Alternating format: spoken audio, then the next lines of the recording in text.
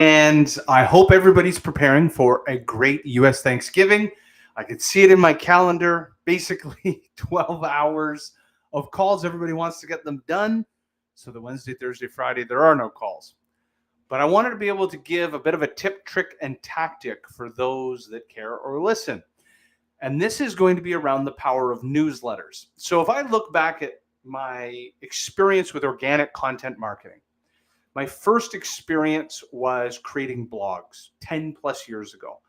And we went from a blog a week to eventually a blog a day. And Sales for Life, my first agency, really scaled its database of ideal customer profiles, which we could nurture. And then we started piling on webinars, live events, or more of live virtual summits. And then started building pillar pages, and now newsletters. Newsletters are wildly popular. Now, there are newsletters that are B2C, and then you can charge money and you have sponsors, but I'm talking about for your business. You're an agency, you're a software company, you want to be able to create a newsletter. First, I'll talk to you about the cadence. We do a newsletter at Get Leverage once a week. Number two, how do we create that newsletter? We use something called window time. Window time is a saying that I started using 10 years ago that we now teach our customers on how we create their newsletters. And I'm going to show you a real customer newsletter here in a second. The concept of window time, and here's the situation. You're busy. You are on the road a lot. You're in front of a window. Trains, planes, and automobiles all the time. But during your time in a car, on a plane, or on a tarmac, or in an airport, or in a train station, you have downtime.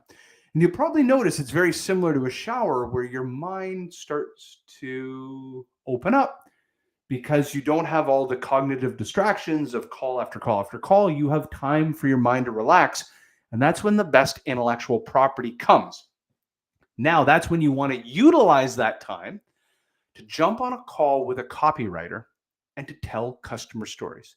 Tell stories from the road, best practices, pitfalls, challenges, fail of the week, pontificate where you think the market is going. So the way that we create newsletter content and the way that our customers create it is they just talk like I'm doing right now. Imagine talking about the last sales call that you just had. And this is why sales professionals are sometimes the best in the creation of the newsletter. They don't have to write anything. They just have to tell stories. Let me tell you a story about a customer I met, and here's what they thought, and here's the mistakes in their decision-making process. Here's what happened to them 6 months later. They just talk. And you can pull down that speech to text, and you can craft it around a story.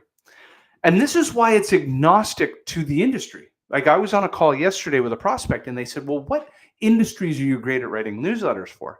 And I said, well, let's reframe that question because it's not about what industries we have experience writing in. As long as the sales professionals at your company are willing to share stories, we're just capturing their voice. And that's why the newsletters sound and appear so vibrant to the reader. So I'm going to show you, I'm going to share my screen. Let me do that now. So this is one of our customers where we write a newsletter for a law firm in Los Angeles. And they talk about recent victories, defamation lawsuits. They talk about insights, where the puck is going. They have all these best practices. And every week, the head of the law firm, the partner of the law firm, gets on a call with our copywriters and they just tell stories. Here's the case of the week. Here's what happened in court. Here's a new criminal case code or precedent that's coming. Here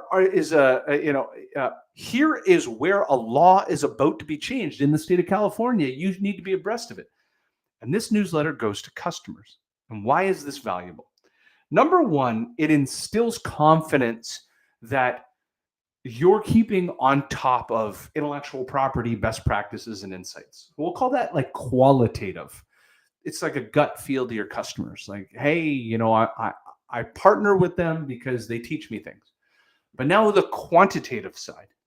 Use newsletters to introduce new ideas, new products, new services, new initiatives, new programs and campaigns. That's what a newsletter can also offer you.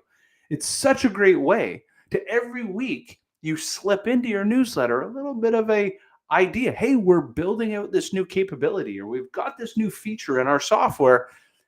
It doesn't mean that everybody's reading it, but here is the data that we captured from that newsletter from the law firm. So the open rate is 53%. Now, the average in their industry is 19%. Their click-through rate, so people that are actually not just opened it, but read it and was clicking on links and like absorbing it, 6.6% of all readers. The benchmark is 1% in their industry. And what's now happening is people who had used them in the past now have a new case that they need to open up with that law firm, or they see where the puck is going. You know, the newsletter talked about a code that's about to change in the city of Los Angeles, as an example. And all of a sudden, they want to have a proactive call with their lawyer saying, hey, this is what's coming down the pipe. I want to talk to you about how this affects my business. So I hope you find this valuable. Newsletters, so great and so easy to create. You don't have to do anything other than talk into a mic.